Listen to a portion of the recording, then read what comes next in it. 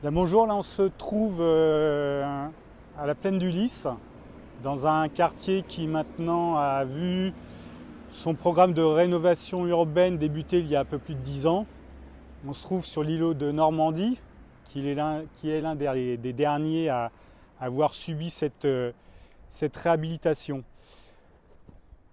Ici se concentre un certain nombre de problèmes qui n'ont pas été pris en considération malgré les nombreuses réunions de concertation. Il y a un premier sujet comme les accès. Avant, il y avait un accès qui permettait par une pente douce d'aller aux entrées. Aujourd'hui, ça a disparu. Il faut faire tout un long cheminement pour accéder aux appartements. On le verra plus tard, mais l'aire de jeu aussi a été réalisée sous les fenêtres des locataires qui posent un certain nombre de problèmes. Et puis la dernière problématique, ce sont donc ces trappes de conteneurs qui sont sous-dimensionnées, qui ne permettent pas de déposer facilement les ordures ménagères. Et puis également les volumes d'ébène qui se trouvent derrière qui sont insuffisantes. Autant les bailleurs sociaux ne répondent pas convenablement à leurs obligations de tranquillité et de salubrité dans les appartements, autant les locataires et les acteurs sociaux présents sur le quartier se sentent délaissés par les pouvoirs politiques sur les espaces publics.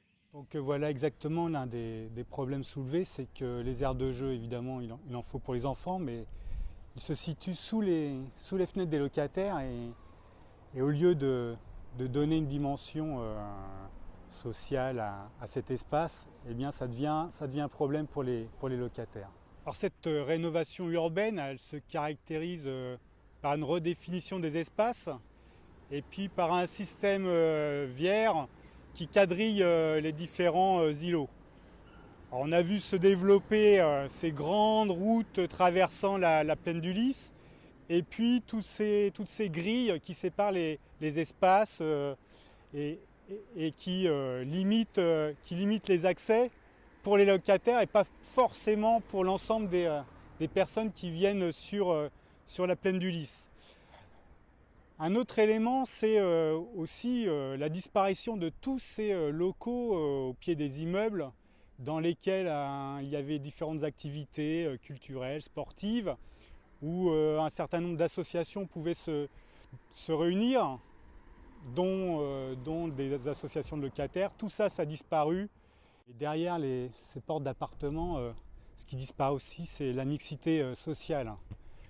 On a une définition du logement social qui s'est transformée et on assiste plus à des ghettoisations d'îlots plutôt qu'avoir une mixité donc, où des gens de divers univers puissent vivre ensemble.